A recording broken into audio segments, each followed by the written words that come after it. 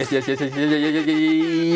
Welcome to the Outtake Show. The show where we give our landless opinions within the movie and TV world. This is episode 93, the Christmas special. Yes. You got the host of the most, Yard Man June is in the building, sipping on that Princess Petrol. But we're gonna have a host in the building as well. We've got the silent assassin Mazavelli. Coming the new dude for the Christmas year, you know. How you feeling? Apparently I look like Raven from Attack on Titan. You know, that's the first thing I thought, you know. That's the first thing I thought. Yeah, everyone says this. My brain went to Starfire. I was like, no, it's not Starfire. It's another person. I was in the range. And I was like, oh, yeah, Raven. But Raven's hair it's purple, right? It's purple. It is purple. Okay, cool. I messed up. But it's close. How you feeling with the new dude? I'm here. In the Christmas. I'm here. God damn. Dude, I'm sick and tired of 2025. I'm so excited for 2026. We're almost there, man. These are last episodes, man. Last episodes of the year, hey, man. At least you're gonna be enjoying the end of 2025. Hey, I'm ending the year in a nice place of Thailand, you know. Doing up enjoyment, doing up sunshine. It's gonna be nice. But it's a Christmas special. We have no topics on Christmas, but hey, we got a lot of stuff. We've got a lot to go through, so we'll see first. We'll see. We add some Christmas topics in here. But we have a bunch of stuff to talk about. Actually, technically, we're gonna be talking about a Christmas film. Oh yeah, technically, yeah. Yeah. Comes out at Christmas too. Yeah. My Supreme Christmas Day. Avatar is technically in Money Supreme, Christmas Day. Money Supreme, Christmas Day. That's all you need to know. That's all you have to talk about. What do we talk about first? Oh. Do you want to get the sad news out of the way? Yeah. Get the bad out of the way first. Let's go. Okay. One day I need to actually get like sound effects for sad music. No, because I feel like that might take the note away from the seriousness. Oh, fair.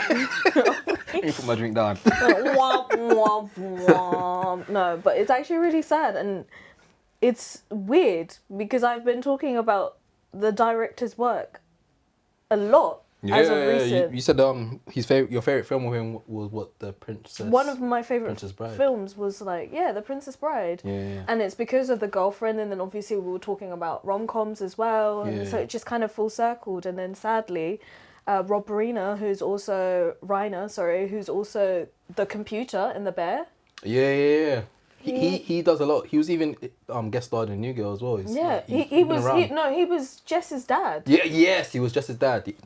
He was in. I think most people know him more from like The Wolf of Wall Street. Yeah. The film Bros. We'll talk about that later on.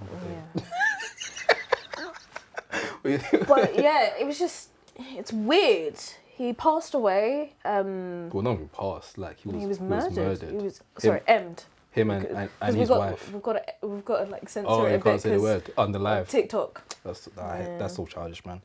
But sadly he was murdered by himself, or passed.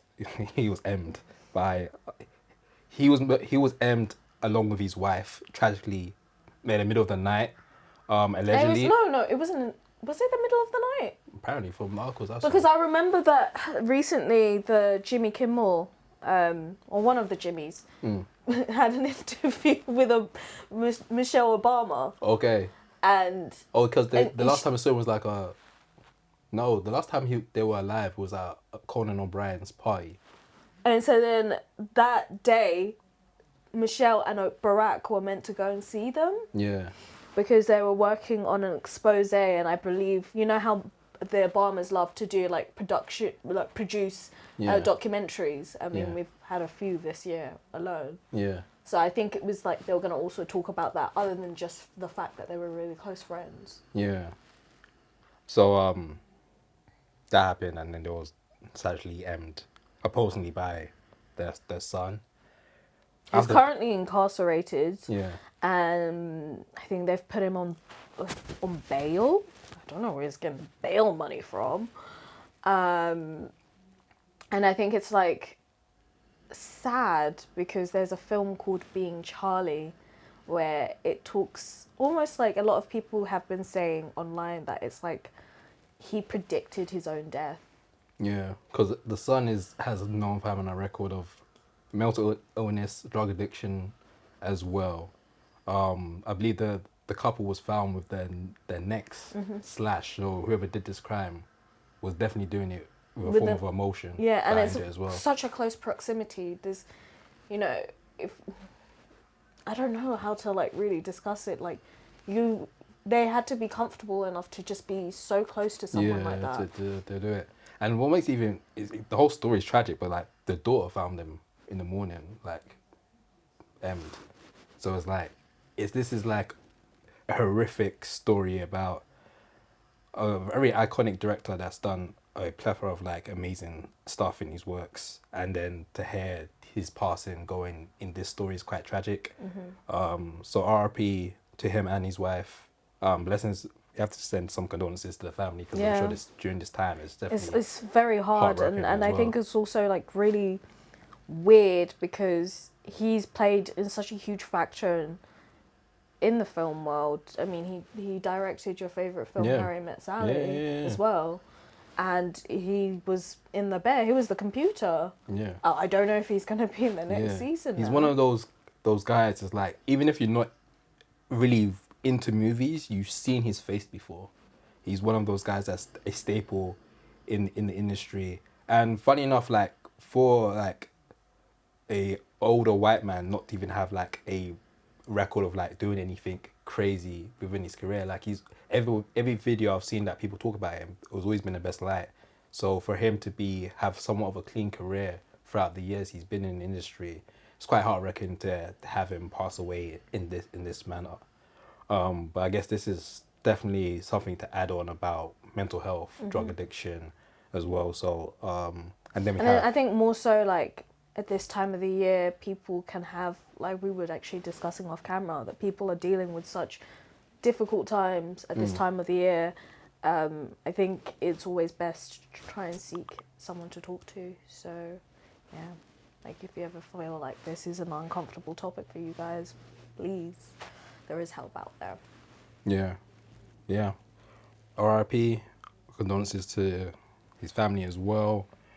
Hopefully they get justice and everything gets resolved to the degree that it can. But we're gonna move on. That was the sad news. Yeah, We're gonna go on more. Yeah, more this party this stuff. this feels like the most weirdest transition because Marley Spring, Christmas Day. I ain't gonna lie, this is good marketing. Cause what else other film besides Avatar are you gonna be thinking about right now? Only other film you can think about is Yeah, but there Avatar. there is no other films coming out around this time of the year. Yeah, true. Except for Christmas films, old school classics, I guess. Yeah, but everyone's scared of that. Like Oh, to come out. to come out right now in clash with Avatar and Marty Supreme. Yeah. Are you dumb? Yeah, You're not yeah. making money. You're not making money. You're not Yeah, making they're money. dominating the box office right now. Right now, I think Avatar's out right now, isn't it? It's Yeah. out right now. I haven't had a chance to watch it yet, but oh, mate. You excited? When I do, 4D, 3D glasses. This is like probably the only franchise where wearing 3D glasses is a requirement. No, it's not a requirement, but like, shout out to Disney. Thank you so much for inviting me to go watch the trailer in 3D. Like you have to watch it in 3D. No, like there's no other way. I was sat at the back, had my little bevy. Cool, Shadow Dev. It was a fire and ash mocktail actually. And then I sat there and I watched the trailer like 3 times in a row. And I thought, wow. It must look crazy in the cinema. This is a movie made for the cinema. Yeah, like It's incredible. You wanna say that people don't care for the cinema and all of this stuff. You can't get the Avatar experience at home. Yeah. Well, I guess we're on Avatar right now. You put a post out explaining the whole concept of Avatar because is there a misconception that people believe I that feel like it a doesn't lot have of a people story? keep saying this, and I'm like, what's going on? What are they That saying? there is no messaging in Avatar. Yeah. And I feel like, I think because it's a story. I mean, James Cameron has always been one to like talk politically. I mean, the Titanic literally talks about classism. He's a what is it? Environmentist. Environmentalist. He is, right? Activist, I think so, yeah. But he's always been one to have like political tones in his film. Yeah. The Titanic literally talks about classism. Yes, it's a rom-com, but it's actually about classism as well. Yeah. And then here again, we've got another historical-based storyline about colonization, because at its core, colonization actually ruins the environment because people take the natural resources from the land, from the indigenous land, and it ultimately, the biggest environmental activists throughout history, before there was even the Industrial Revolution, has always been indigenous people. Because of the way they practice their faith or their relationship with the land, they actually think about how much they give and take from the land, whilst Westerners or colonizers look at it as there's a natural resource we want, we're going to take it and profit from it. Yeah. That is the first film. And it's kind of clear as day what they're saying. Just because it's blue people doesn't mean it is not. Pandora is literally, like, the first film is literally what happened to Africa. Yes, yes, Congo. It is literally Congo. Yeah. It is Congo in the past, and it's also Congo in the present.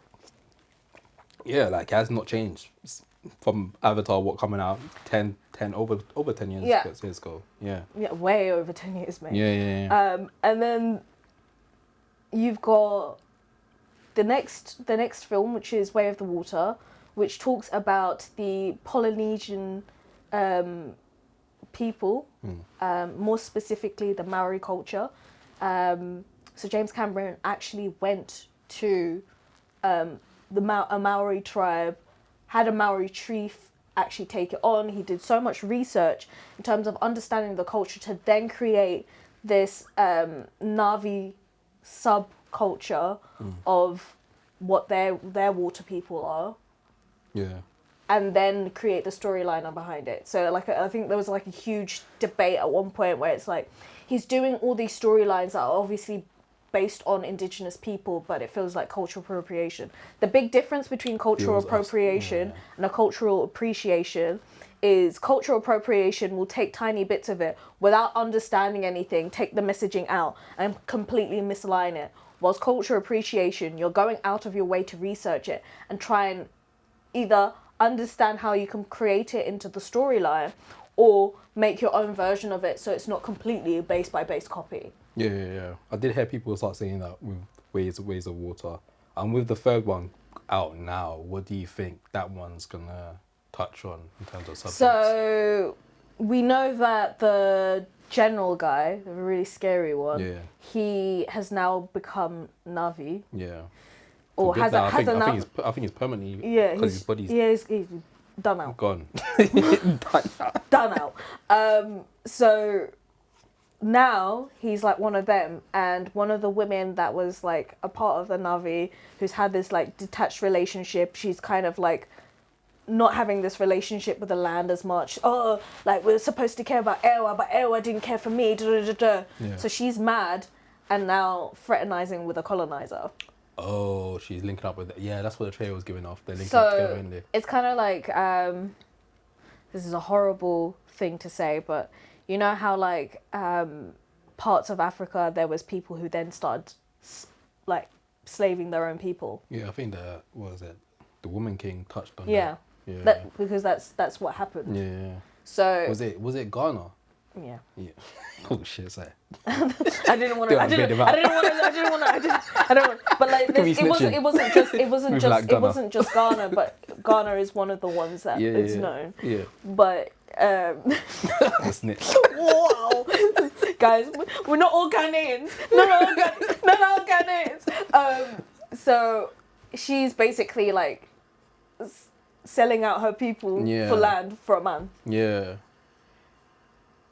So people are saying they don't understand that concept of. But it's just story. it's literally.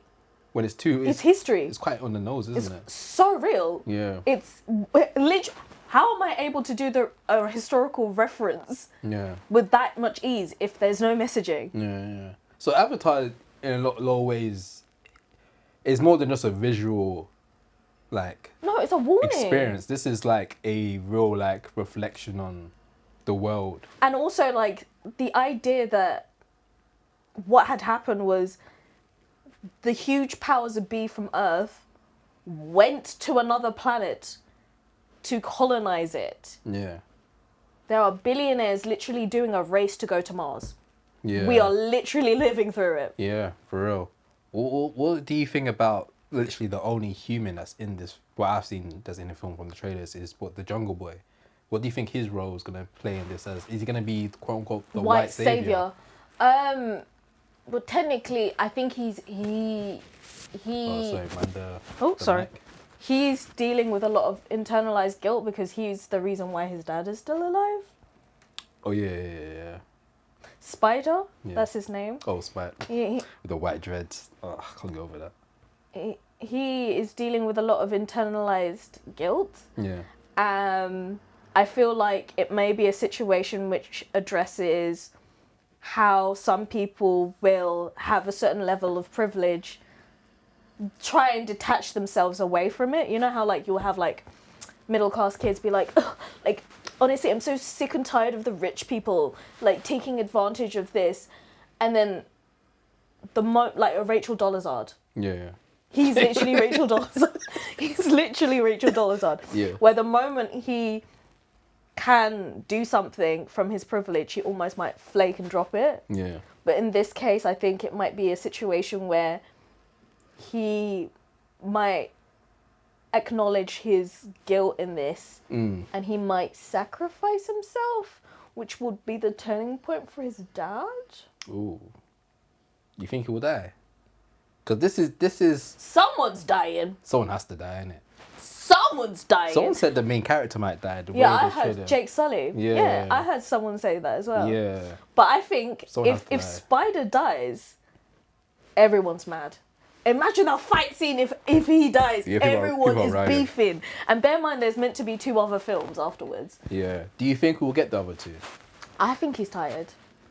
I actually think he just doesn't care anymore. Because what's happening right now is he said that this film closes up all the stories, but depending on how the film goes, he will continue. Yeah. He because he's already shot half Oh of no, 4. he's done. No, not half. He's done everything Oh. because the cast were kids. Yeah. So like, this was shot in 2017. Oh, fair. It's just the technology that had to advance for them to give us the visuals for it. Because actually, deep how advanced the technology was for the first film. Yeah. Like it still holds up today. It still holds up today in comparison to everything we see. Yeah. So you think he's done? So if he's done, what's next for James? Well, Cameron? he's doing a. He actually is just done, and the trailer's dropped. Oh, the Billie Eilish. The Billie Eilish film. That's interesting. It's interesting a big director like that do a Billie Eilish like. He must documentary. he must really like it, or his kids, or someone around him. Or the visual Yeah. aspects of it must be really dope. That's quite interesting. So there's Billie Eilish, and there's also that he's opening up a studio in the UK. Oh yeah, I did see that. Yeah. Yeah, so I feel like he's had his fun, because this is let's be honest, this is a passion project. Yeah. He's had his fun because he did all the research he wanted, and he had all the money he could do.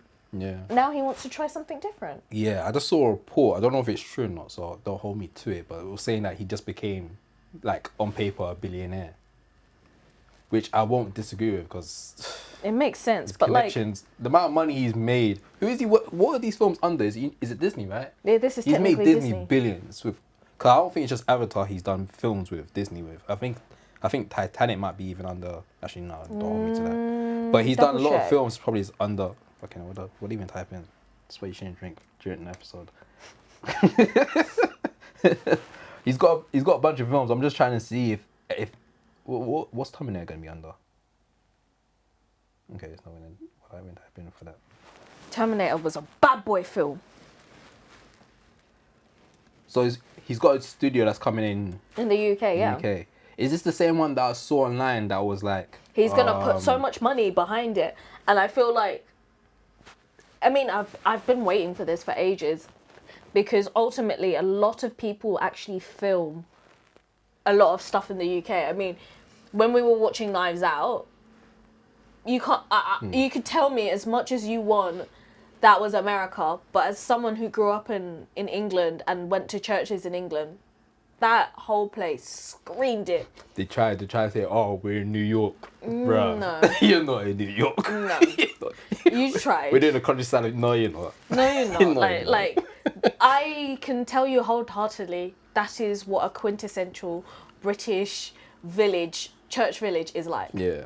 That is the Joshua vibe. Connor definitely jumped on the southern line and took a little train over there. Oh yeah. Came back. It came back. Yeah, he light work. He probably even was like 20 minutes away from where he actually grew up because he's from Southwest. For real.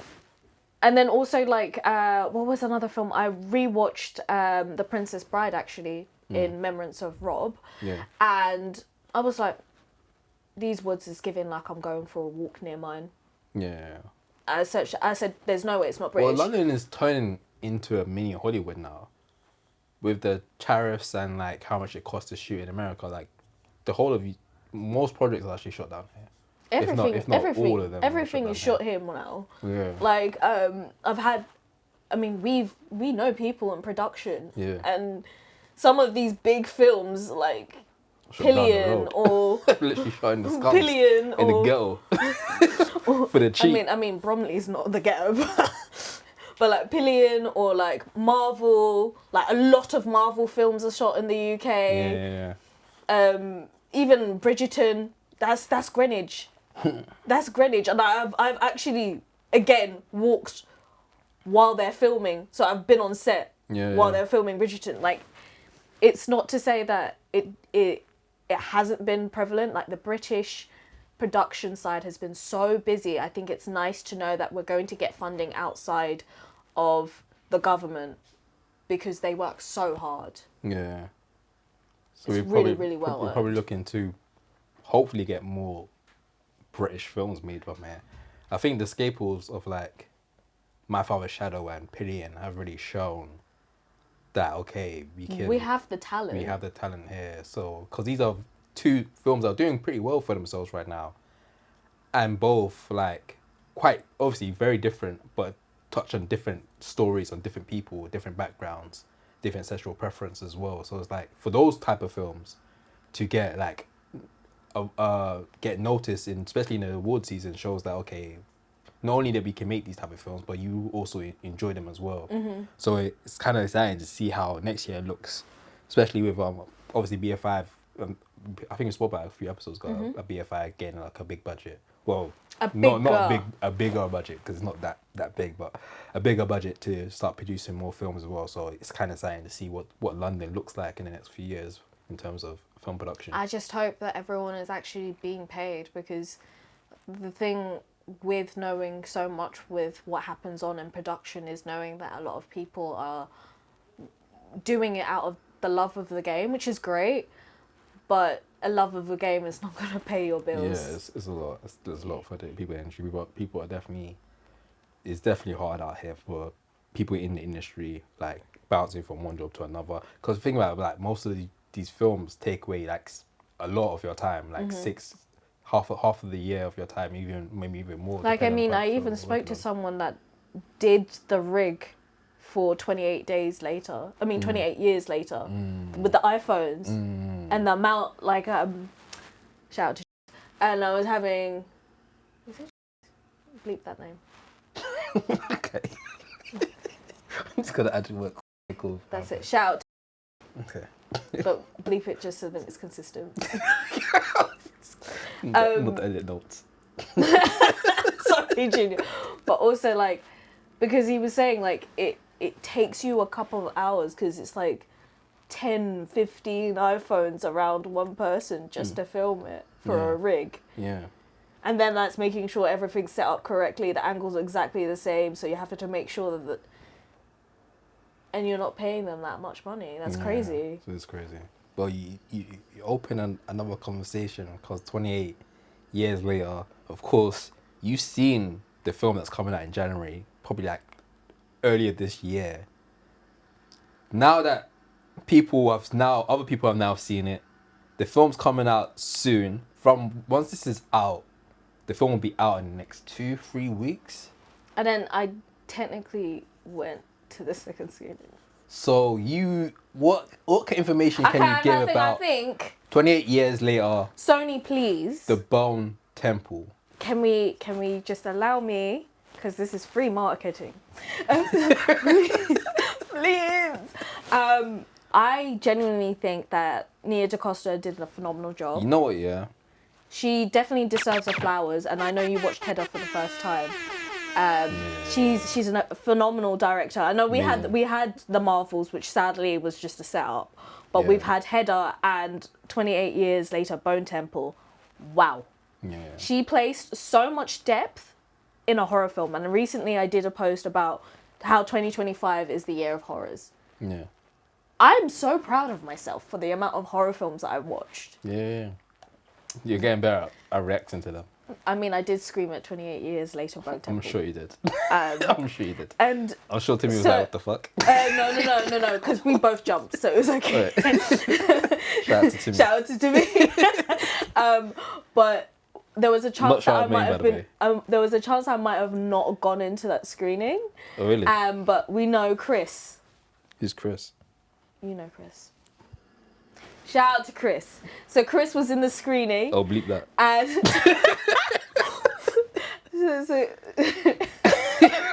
shout out to Chris. Chris was there at the screening, and then he was like, "Oh, I know you made it in the screening because I heard you scream." Oh shit! Not you having the tint. That's your what's that? It's like Jimmy Carr with his laugh, like you know. You got that scream on deck. You screaming that much? Watching horrors with Maz is such an experience, because Maz would be like, what was watching? Like earlier this year, we were watching Wolfman, and there was a scene you're like, like, bro. It's a bit grim, if you don't lock in on this. Sometimes you haven't pay attention. You have to just like immerse yourself in the story. Man's reactions to horrors, boy. I'm a reactive babe, and that's why you enjoy watching my reviews. But bless you watching horrors though, because not a lot of people will not watch horrors, so no matter what. So yeah, and so like seeing that evolution and seeing the evolution of horrors over the year, and then getting 28 years later Bone Temple, we are having such a rich story in a horror film. Yeah.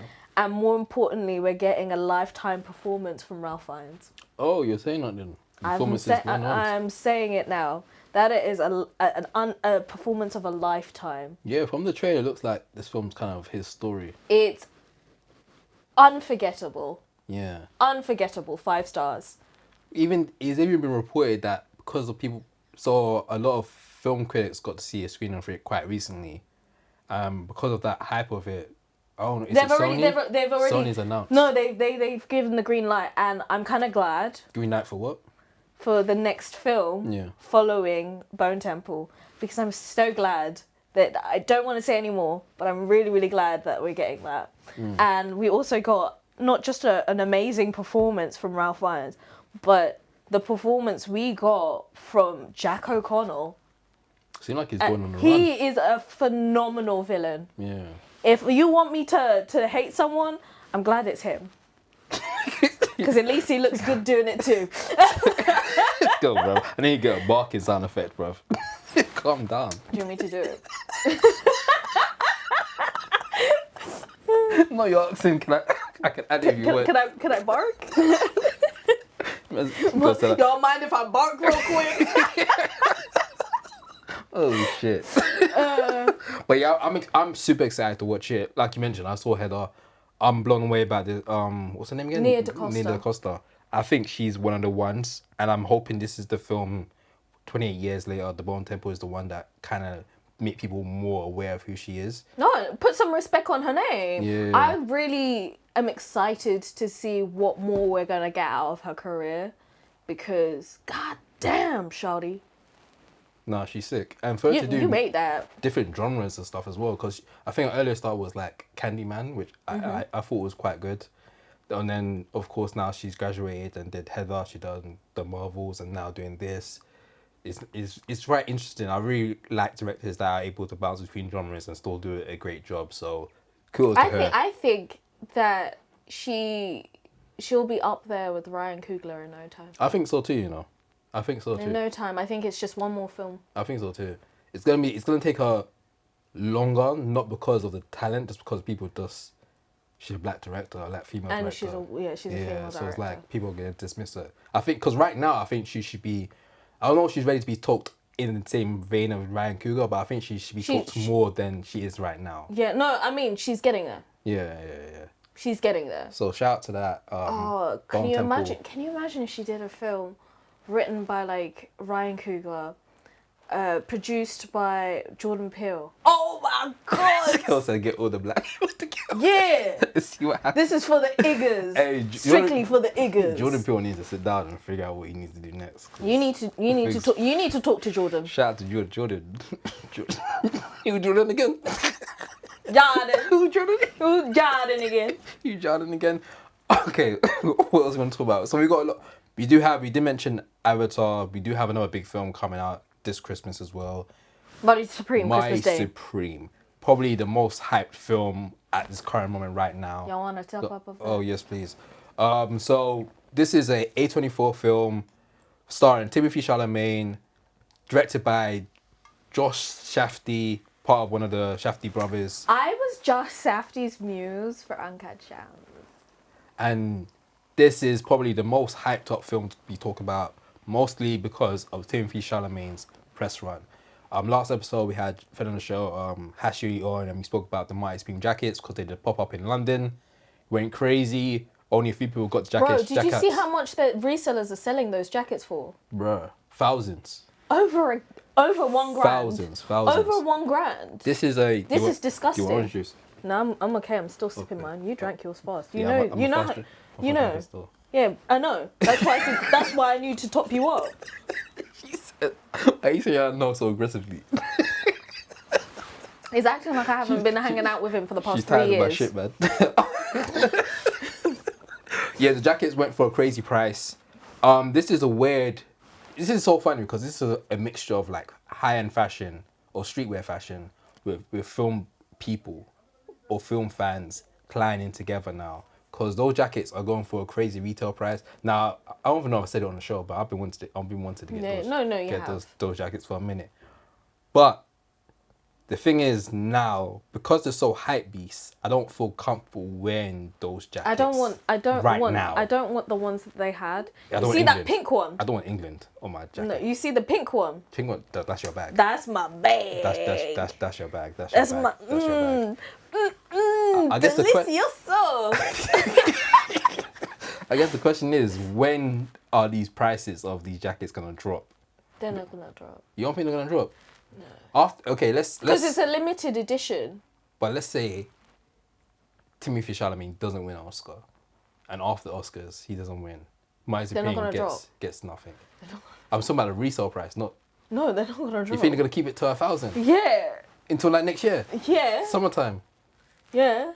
Nah, man. Because it's a limited edition, so there's only a certain amount. You don't think they're gonna resell it again? They'll sell it again for Oscars. No. Nah, they can't make it. Not the same color wave. I don't want an England one. I don't feel comfortable wearing an England jacket. At this current political climate. It's not really the best wearing England jacket right now. If they did another color, for sure. That pink one. There's a brown one. There's actually any color but the orange one. I know you wanted. That orange one's hard. That's so you. Yeah, I like a really colourful shit. Yeah. Really bright colours. Yeah. The retail price is going crazy. Hey. A24. A24. Colours. Let us know what you're saying. Was I branding with this purple hair to go with the pink jacket? Who knows? Who knows? But I think the Mighty Supreme jackets are probably the most want thing this year so far. It's quite interesting seeing this within the movie world. Yeah, but I mean, also like, it makes me sad because I've always hated hype beasts. I've always wanted to be a sneaker babe, but I'm working class, so it's always like very hard, and it's especially when I was younger, and so reselling used to be the way that I wanted to be able to afford it, but reseller culture has ruined it because people are selling it for such an extortionate rate. and then making them collectibles. But the thing is, with a lot of wearable stuff is, if you don't wear them, they deteriorate, like Jordans. Yeah. So hearing this with the Marty Supreme stuff, it aggravates me, because what was the point? They saw. He's like what the movie version of Travis Scott. So do you think he's a movie star? Yeah, He's definitely a movie star. He's definitely for sure a movie star. We put a post up asking if he's the last movie star. I think 62 people have agreed saying that he is. I don't think he's the last, but I think he's one of the most popular movie stars. So what constitutes as a movie star though? Oh, that's a good fucking question. I think there's a lot of variables. I think notoriety, you have to be known by a lot of people. And when I say a lot of people, I don't mean like it has to go beyond age range. I don't think you just be known by like 15-year-olds to like 25-year-olds.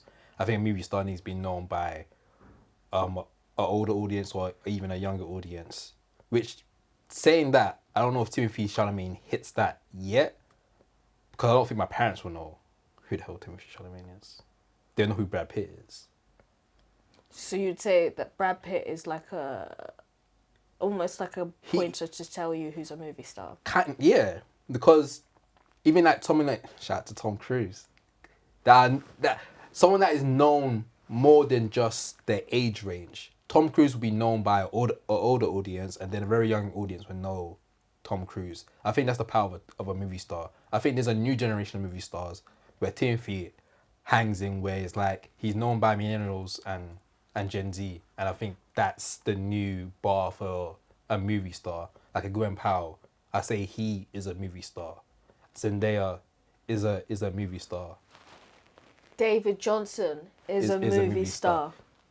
He's a movie star. He's a movie star. He's a movie star. I'm thinking, because he's on the rope. I think next year he'll be Damson Idris. Is he a movie star? What do you bench for a movie star? Is your criteria different? I think my criteria is that they have had such strong accolades in the roles they've played in films that they're unforgettable. So, this is why I say David Johnson is. Because when I say David Johnson, people go, yes, that role he did in this film was unforgettable. You might have to bring that mic to the other side. So I'm getting a little hair slapping onto it. Sorry. By that logistics, you're right. But I think there has to be like a meter on how much of a movie star you are. Okay. So you say David Johnson is, you say Dan is a movie star. Mm-hmm. Naomi Aki. Oh yeah, is a movie star. Shout out, babe. So there's more movie stars. So Timothée Chalamet technically is not the last movie star. He's not. But he's the most known movie star. Yeah. Okay. Do you think, obviously Timothée Chalamet is doing press run, you shared a couple clips of Timothée Chalamet. He's doing too much. Hanging out. Timothée Chalamet was hanging out with Drewski. Obviously Drewski has this platform where he does wannabe could have been records, where he goes to different cities of America and has it's kind of like Britain's Got Talent but in America, but it's a lot more comical. So he did an episode obviously in Brooklyn. I think Timothée Chalamet is based in New York, so they did one in Brooklyn and Timothée Chalamet jumped on for a special episode. And there's a range of different clips of Timothée Chalamet showing that he knows more than meets the eye. There's one clip of him singing, well, Kurt Franklin. Bend over. Oh, Bro, shit, you went to that one. I literally had, when I heard that, I said, yo, I'm triggered. I'm having trauma flashbacks. From what? From hearing it in year 9. I don't need to disclaim anymore. Sorry. It was a really difficult time in my life, guys. Fair. He did that song. He did Kurt Franklin. A lot of people like... Any Jewish? Timothée Chalamet. I don't think so. Okay. You think I can figure that out online? Yeah, I mean, it's not racist to check if he's Jewish. No, I'm just thinking I think he's Catholic. Mentality of religion, you know. On Google here, it said he grew up with a Jewish American mother, making him Jewish, but not overtly religious in public. So he's got a Jewish mother, so I guess technically he is Jewish. That's what it's saying online on a quick search. So See, I knew I it. could I be knew wrong. it. And I could be wrong. for a second, I had myself thinking, am I being racist? Okay. He can't be racist. I think that's another word for that. But yeah, he's doing a press run. I do agree. I think he's doing too much, but I'm not mad at him doing it because if you're trying to sell a movie, especially a quote unquote indie film, which I don't really think is technically indie, he's gonna want to get as much people aware of what's happening. So he's gonna go everywhere.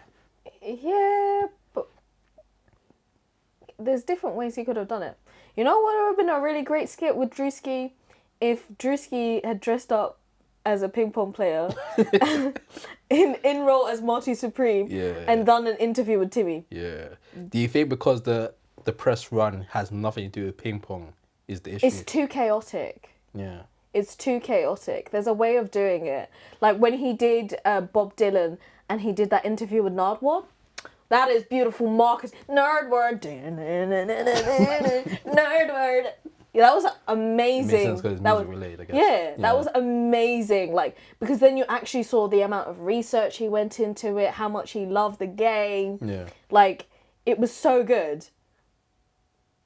What does him seem? Bend over. But he didn't even say the word properly. It's inner. Hey, Timothy Chalamet, he's just happy to be here, man. I'm just happy to be here. He can't be happy to be here. I'm with you, but I'm also like, I don't know. I think I'm team line of like, I see him putting in work to get people. But you know that meme where Cardi B's like, that's weird. That's suspicious. He scares me a little bit because he's doing too much, and then obviously he's already got an internet track record, and so far it's just cringe.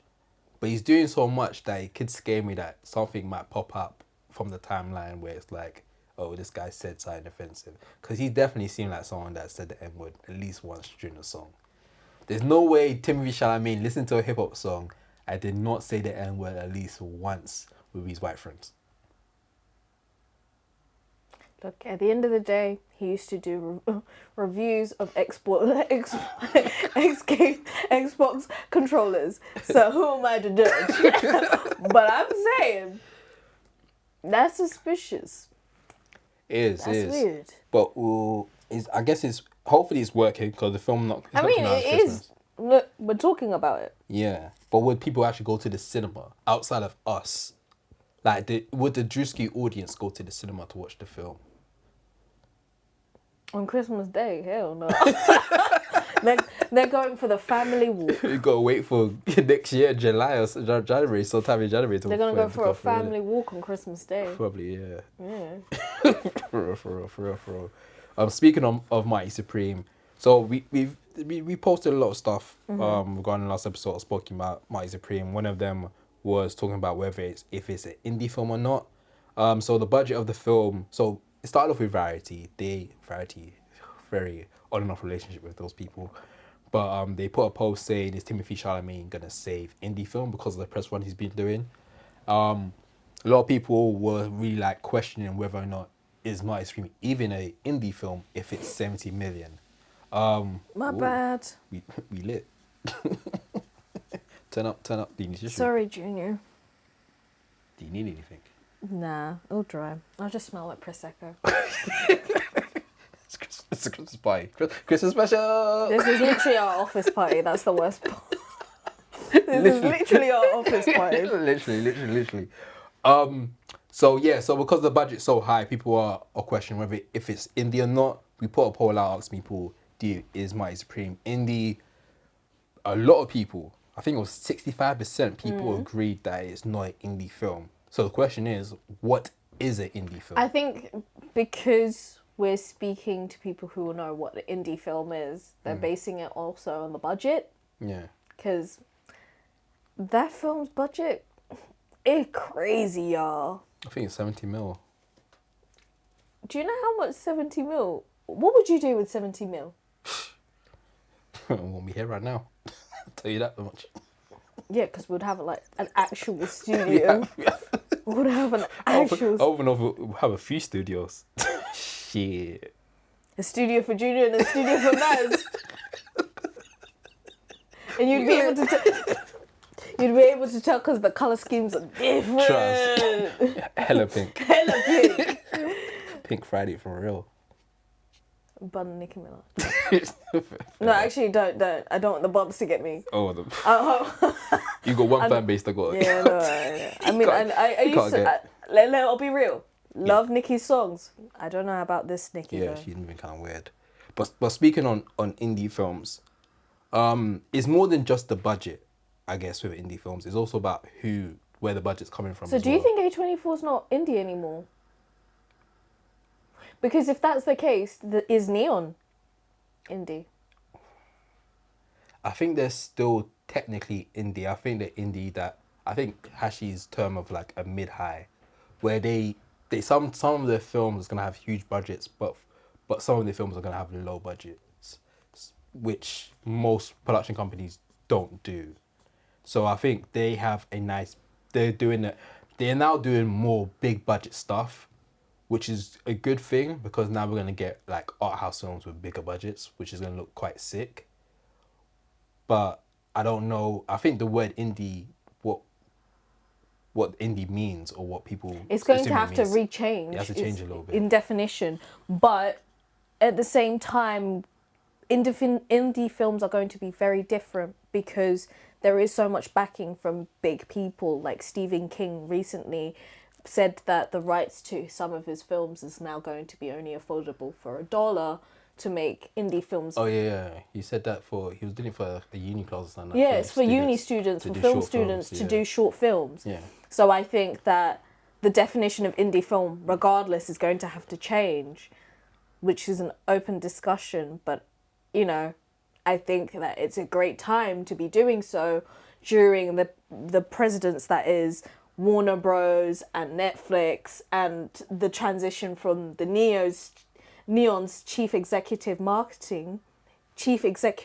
in marketing, moving from Neon to Warner Bros. Yeah, essentially making their own little indie production house within Warner Brothers, which is quite interesting to do that in a mix of Warner Brothers essentially being bought out. Like, what does that mean for them going forward with that? Would that get destroyed from the bought out? Or I don't know, because I don't think then if it's a part of Netflix, which literally just bought it, Warner Bros. For $89 billion.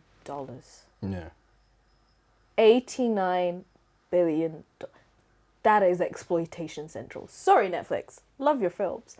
But hey, I like that one film. I guess we're reaching this new scope of I think Hollywood is getting rejigged right now. Basically, it's a moving of house. Things are getting refurbished. Couches are being moved around, and we're kind of just waiting the storm to see when things settle towards see what the landscape of Hollywood is going to be going forward. Which can be quite scary, but I'm quite optimistic that we're gonna have somewhat of a silver lining at the end of things. Like even when Netflix, because I think it's more of a when than anything else. Yeah. When they actually buy Warner Brothers, I would hope that they will still push for movies to be in cinemas. I think the only difference I think with everything timeline. that's been going on with the Writers Guild, the Actors Guild, and the Directors Guild teaming up and unionizing, that is executive Hollywood's biggest fear. Yeah. So they're gonna have to do some changes. Yeah. Because if those three people decide we're going on a strike, it's a long day for them all. writers, actors, and directors. Yeah, they'll shake up. Ain't nobody making money. It'll definitely shake up the industry. But I guess we still have like big productions like Universal that's quite strongly pushing for films in the cinema that have like I think they have Jordan Peele, they have like Yeah, Christopher but Nolan as there's well. only but there's only so much. Yeah, Again, they can do. they can do Yeah. because I refuse to watch the Batman Part 2 on my laptop. Are you? Nah, I hope it wouldn't go like that. Don't pee me off. I hope it won't go like that. I mean, I'll be sick and twisted. the CEO did say that they're still gonna have movies coming in cinema. I think Warner Bros. Will still have its name as well. I guess it's one of those things we have to wait and see when the dust settles and how everything Because comes that about. CEO of Netflix is scary. Yeah, he's a scary little guy. That's a demigorgon. Fuck no, bro. No, he is though. Shout out to It. Welcome to Derpy, man. That show's cold. You said he's Pennywise. Hey, that's a really good show. My favorite meme at the moment is where it's like Erica fighting Pennywise and she's cussing him out because you know how like if you cuss out Pennywise he gets smaller and he gets weaker. Oh yeah. He definitely has low self-esteem for sure. You got low self-esteem. He's just an insecure king. Do you get it? Insecure king? Because Stephen King? Yeah. Okay. You're not the only one that can do dad jokes here. Only when Psycho's involved, right? Princess Petrol. Okay, cool. What is the film, bro? Huh? Last few topics, really. We've done really well. Yeah, we're getting through them still. Mm-hmm. The big one. Well, I don't know if it's a big one. I put this on the board simply because I just like to rattle people. You know what? Let's rage bait real quick. Let's rage bait. I like to rattle people. Only because, you know what? Yeah, let me give a little backstory. So we're gonna be talking about Film Bros. I didn't know what Film Bros was. I think it was you and Sarah. Shout out Sarah, Popcorn Chat, fan of the show. I think you lot spoke about Film Bros. I actually can't remember, but I didn't know what it meant. You lot explained what it was. Then I actually thought about it. I was like, you know what? Yeah, I might actually be a film bro. And yeah, I actually got the definition of film bro. Let me just read the definition of film bro, because this definition of film bro is quite insulting. Very insulting. But then you still chose to be like, yeah, that's me. Yeah, because I like to be self-aware. Okay, I'm gonna be careful as I do this. I know you want to top up. Yeah. I like to be a little bit more self-aware about how things are going on. Like I would like to look outside of myself and go, you know what?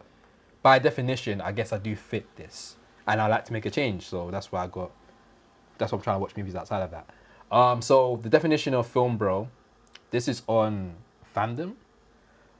It says a film bro is a slang, a term for male film fans who claims to understand and appreciate cinema whilst having a surface level grasp of mainstream movies. They are known to be very close-minded when it comes to their taste in movies, preferring movies with male leads and discounting foreign or old films. Film bros also often completely misunderstand the messaging in the story that they are being told and analyze the parts of characters that are actually toxic and meant to be looked down upon. Damn. Okay. You know, like a very known example is the character of Patrick American Psycho. in American Psycho. American Psycho. I literally said it before you even said the end. But wait, there's more. A film bro often choose filmmakers as Quentin Tarantino, David Fincher, and Christopher Nolan as their favorite. However, they usually can't name more than a handful of other directors. This is Zack so rude. Snyder should be in there as well. We think Snyder is in there. I think that's comic book fans, you know. Yeah. Comic book fans. Yeah. You think comic book fans and film bros are cousins? So no. Bro. They be hanging out at the cookout together. Wait, let me finish this. They also often claim that women are well represented in film. Mainly talking about Ripley from Alien as a prime example of a female protagonist. In brackets it says that was from the 70s, wasn't it? Yeah, 1970. 1979. And in brackets, it says, they can barely name any others. Now, that's the definition of a film, bro. Would you agree that definition of a film, bro? Bro, you know that definition was good because I started chipping it and I was right. I haven't read this, guys. Not Patrick from American Psycho. So that's the definition of what a film bro is. I do agree with the definition. That's what I use as a term for film bro. I think I definitely suit this to a certain degree. I think I'm open to watch other movies, but I think if you was to ask me my favorite director or favorite film, chances are I'm gonna say one of the films from Quentin Tarantino, David Fincher. Isn't Pulp Fiction in your Christopher Nolan. Pulp Fiction, my favorite film. Favorite film of all time. So I'm self-aware of this. That's why I'm trying to do better and watch movies outside of it. So that is the definition of film, bro. Obviously, we had Hash and Trophy on the show. We spoke about one better after another.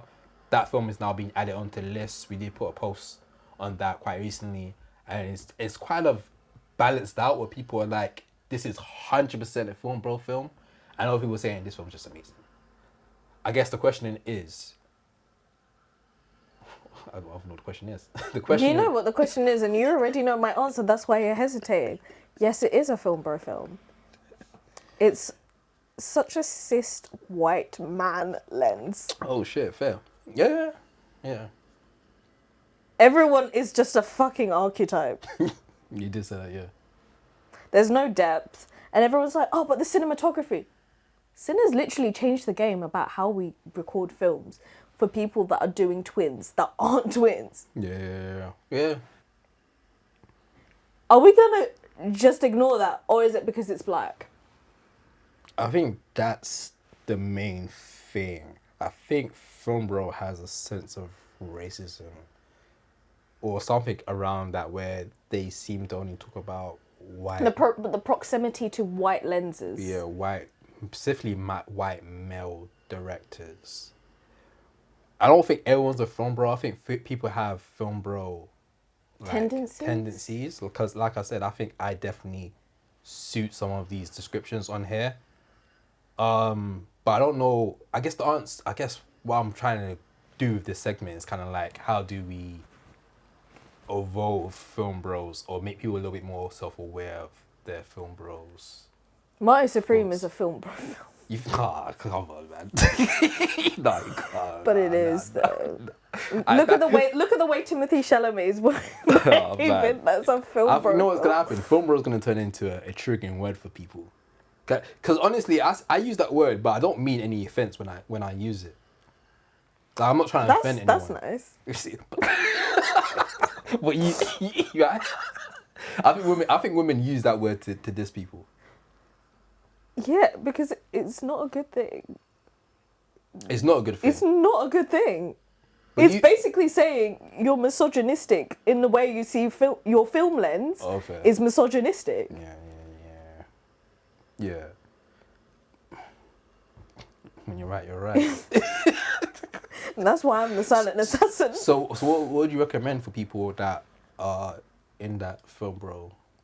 Oh, you're in the sphere, the manosphere. Yeah, the manosphere. That's good.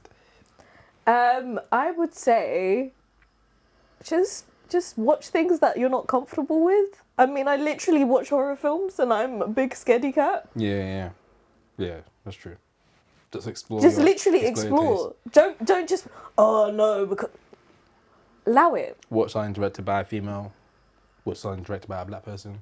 Watch something directed by a non-binary person. Yeah. Watch something that is not anything to do with a man. Yeah, and I also don't think you need to be like a fan of like French cinema to not be a film bro. You just have to get out the gate of just watching. Also, like, get away from the Western lens. Yeah, that as well. That's a huge thing. Like, watch My Father's Shadow. Watch Pillion. Yeah. Like, you don't have to... Watch A Sentimental Value. Yeah, you don't have to go that far out to be out of the film bro sphere. Yeah. We have had amazing films this year. Heck, if you want a little dip into something that isn't as blatantly man like film bro or manosphere based, but still gives you the fun rush that you get, but actually challenges those ideas, bring them down. That's a great film. That's a great film. Well, not. I was gonna say shout out to the film bros, but let's not shout out to the In film bros. challenge to the film bros, we have KJ Apple. Ooh. That man's sassy as hell, and I love it. So moving on. In challenge to the film bros. We have what KJ Apple. He's now got. You spoke about this film quite recently, didn't you? No, you did. To me? You messaged me about it. Yeah, but I think you told me about him doing a biopic. Oh yeah, I think so. I can't remember what she was telling me. But I be yapping sometimes. Jimmy Stewart. Steward. So this is. Have you seen It's a Wonderful Life? No. It's a Christmas film. It's on my list. It's on my list to watch. That's Jimmy Stewart. Okay. That's the main guy. So he's a very popular actor. Yeah. And KJ Appa also / Mr. Fantastic. That's Mr. Hannah Fantasy. Montana. That's Hannah Montana, bro. Mr. Hannah Fantasy. Montana. Hannah Montana. He's going to be playing this. What is he, a legendary actor then? Yeah, he's up there. Like he was doing films back when MGM was MGM. Oh, the When big dogs. MGM was MGM. big When dogs. Singing in the Rain was really Singing in the Oh, Rain. shit, them times. When they had you doing perk because you had to be on set for X amount of hours. Not the perk. Why do you say perk like that? It's like Future. Yeah, we have him playing the main lead, the main star. The trailer recently dropped. I have mixed views on that trailer because I feel like you said too much. KJ Appa, his performance in it. I think people are gonna take a while to adjust to him playing this character Because he's serious. because he's playing someone serious and he's very goofy and very like internet savvy. He's just a theatre kid. Yeah, and it's hard to disconnect from that while watching this trailer. My gripe on the trailer is that the way it's filmed, I hate the cinematography. It seems too VFX, big scope. Then you have the scene with KJ Apple talking He doesn't to. look skinny though. But he's always been skinny, no? We think he's. I think he. Obviously, we don't want to talk about people's weight because you never know what's going on. Yeah. But like, he really said, "Yeah, I'm gonna get in character for this," because Yeah. he was quite a Seemed like slender man. He was a slim guy. He's definitely putting the big boots on for this one. It looks good, but I just don't think the film's gonna be good. I think his performance will be good, but I'm not sure. And the I think film's that's a gonna be shame because I honestly think that KJ Appa is a phenomenal actor. good. Yeah. He really commits to the bit. She's committing right now, bro. He dropped 3 songs. Shout out to Mr. Fantasy, man. Big 3 songs and fans. the impress and everything. I can't wait when he tours to the UK. I'm dragging Junior. I'll come still. I'll come see Mr. Fantasy, bro. See him do a couple of performances. The production value is gonna be crazy, bro. Yeah. Very Austin Power vibes going on. Oh my god, it's gonna be like Groovy, baby. it's like Austin Powers meets Elton John. Very flamboyant. Oh yeah, he's gonna go crazy. Yeah, I can't wait. He's gonna go crazy. Yeah. I'm really excited about this. I think that it's a bit scary though because isn't next year like a big year for biopics as well anyway? We got a few. Do we have a few biopics? I know the biggest one today is obviously we got Michael. Martin Supreme. Oh shit. Christmas Day.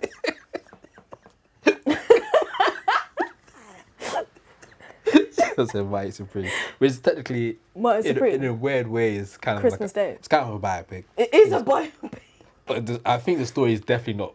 It's gonna be based off true events, but it's definitely like Hollywood. cranked up a gear. Yeah. Cranked up a gear But for Marty sure. Supreme, Christmas Day. Well, what are you looking forward to most for next year? You know what? I'm kind of curious about this Beatles thing that's going on. Is that coming out next year? I thought it was next year. I mean, it's going to be... I think the first one's going to be coming out. Hey, let me see. Because Paul, Joe, my man Barry... You get your man. My man Barry... who else is there? Paul, Joe, Barry, and Harrison. The 4 great whites. The white boys of New Hollywood. Literally. That's Mount Rushmore right there. I think On here it's saying the first one will be John Legend, 2028. Oh, It's saying 2028 for so they're shooting then. Yeah, probably shooting right now. I mean, It have can you seen be. Barry's Yeah, trim at the April moment? 2028. Seen what? Have you seen Barry's trim at the moment? Nah, but he's doing. It's giving Ringo Starr. Oh, is it? Yeah. Barry Keegan. Out of all four, which one's your favorite? Out of the four Great Whites. The silence I is don't telling. want to answer that. Fair enough. I choose Josh O'Connor. Have you seen Wake Up Dead Man now? Yeah. What's your thoughts on It felt weird because that was my version of Christianity, like Josh O'Connor's version. You killed someone. No, but like the gentleness, the being able to forgive people, not being fair. too judgmental. Oh yeah. And then like Glencoe's is like became a judgmental church auntie, and that was scary. That was scary because it was real. Those are real people. Yeah. You definitely encountered those. It was really good because it felt really reflective of what the church could be and what the church is, and how there is a really weird narrative that's perpetuated that normalizes a lot of misogyny, and it's a lot of women that continue with that narrative. Yeah. Yeah, so that I really liked it. I think that the characters were really fleshed out. I would say that it goes the first Knives Out, this, and then Glass Onion. Yeah, I think a lot of people are putting that scope. I might put this just above Knives Out. You know, I really enjoyed this film. I think the cinematography in this was. I mean, Henry being a film bro now. That's not you being a film bro. That's you being a film critic. The cinematography was amazing. I really enjoyed the story. I really liked the play on religion. It was really funny as well. I think also the thing is, my experience was different from yours because when it came out, you were like, Maz, can you try and see this? And obviously I had tried to have a look, but you know how Netflix limits the cinema screenings. So when the time that I could go, I couldn't afford to go. Well, I just couldn't find a film time that I could use. Yeah. So I had to watch it at home. Oh, fair. It's a shame. I would have been happy to watch it in the cinema and really be able to delve into that cinematography. Yeah, which is nuts. A film like this does not deserve to be on Netflix for... It should be in the cinema longer. It should have been waiting in the cinema longer, like a good month before putting it on Netflix. But it is definitely either way, it's still a great film. I think it should have got more nominations or being shortlisted for the Oscars. I think that, yeah, I agree with you with the cinematography because I actually took down the the DOP's name so I could look at his other works. Yeah, I think they work together quite a lot. It's them and the director quite a lot. But yeah, I thought it was really good. I can't wait to see what Josh O'Connor does next because he's the guy. Hold on, Steven Spielberg. Steven Spielberg. Was it Disclosed? The Disclosed Day or something like that? With aliens and Josh O'Connor. Bruh, Josh O'Connor's on a freaking run. He's on a run. So if you don't know, Spielberg has dropped a trailer for his next film. Obviously, this is a film that we had no... Okay, I typed in the wrong name. But he has a new film coming out next year. From recording, no, we had no idea what this film was going to be about. Only knew that aliens were going to be involved. They dropped posters all over New York City. Then now they finally dropped the trailer for it. Has Emily Blunt, has Coleman Domingo, has Josh O'Connor. Is literally I don't even know what it's going to be about. But if you know Spielberg, then you know he's the guy. He's the cinema guy, and it's going to be somewhat of a We don't play about Spielberg. Mystery, adventure, sci-fi film, which I have no idea what it's going to be about, but it has so much good talent involved in it that you have to be seated for it for the cinema. I think it comes early summer, maybe like Yeah, it's Disclosure Day. Disclosure And it's Day. in cinemas on the 12th of June 2026. I'm super excited for that film. Even though I don't know what's gonna happen in that film. but I know the visuals gonna be crazy. I know he's a great storyteller, so it's gonna be quite fun to hear what he has to say about I it wonder as if well. Josh O'Connor's going to make his character comical or is it going to be sad? He never has a medium. Yeah, let's go sad, man. He never has a medium. It's either they're really funny or it's sad. Or, if it's Knives Out, both. His performance in Nice Out was really good, man. I'd love to hear how he is in this one as well. Because remember, do you remember I used to tell you about that film, The Right Club? Yeah. And I was like, oh, I love this film. It's so good. Yeah. He's in that. And how is he in that? Is he funny or sad? He's really funny. Oh, phew. I mean, but also he is like, yeah, rewatch Riot Club. Rewatch Riot Club. That's a film where also we got really strong cast performances. Who else is in that? Something Douglas. What's his name again? It's just like, my brain, Prosecco. Damn it. I'm trying to be professional here. My brain's just like Prosecco, because all I had today is a matcha. Oh yeah, I'm at anything evil. So the cast is Sam Claflin. Sam Campbell. Yeah. Okay, cool. Max Irons. Oh, I think I've seen his face before. Sam Reed. Yes, you know who he is. Interview with a Vampire. Oh yeah, I see it. The Stab. Freddie Fox. Douglas Booth. And this is a film, yeah. Josh O'Connor. That guy from Ollie from. Shout out Ollie. Ollie. Oh wait, I've recognized his face. Yeah, he's in that band. Okay. Years and Years. Oh, I was a king under your control. No, you do. It was in adverts for bedtime. Okay, I guess I know then. Okay. Even this auntie's in it as well. I thought she goes from your auntie. I don't know that. Auntie, shout out to auntie. Respect She's in queen. bare stuff. What are you talking about? You don't know who she is. She's the mum in Chewing Gum. I never watched Chewing Gum. Thank you for joining the outtake. Oh shit! Fair enough. Well, that's the Christmas special. The Prosecco's definitely got into us. Thank you guys for We watching. haven't even finished the bottle yet. We've got more to go. This is actually our last episode of the year. This year's been a great year. Thank you for joining us, being a part of Yeah. the community, for joining the pub quiz, Yeah. coming with us to Glasgow. Yeah.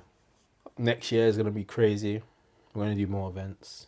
Be going out more to film festivals as well. Yeah. It's gonna be a very active year for us. I can't wait for next year. Next year's gonna be crazy. Thank you guys for watching. Thank you guys for tuning in. We have a lot more stuff to come, so stick around because we're going all in. But wait, there's more. We want to tell you that we wish you a happy holidays from you to your family and a happy new year. Perfect. Thank you guys for watching. Thank you guys for tuning in. Until next year. Bye.